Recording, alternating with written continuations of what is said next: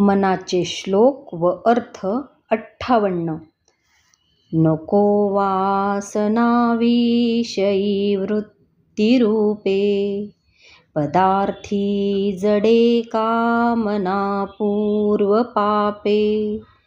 सदा राम निष्काम चिंतित जावा, मना कल्पना लेश तोही नसावा.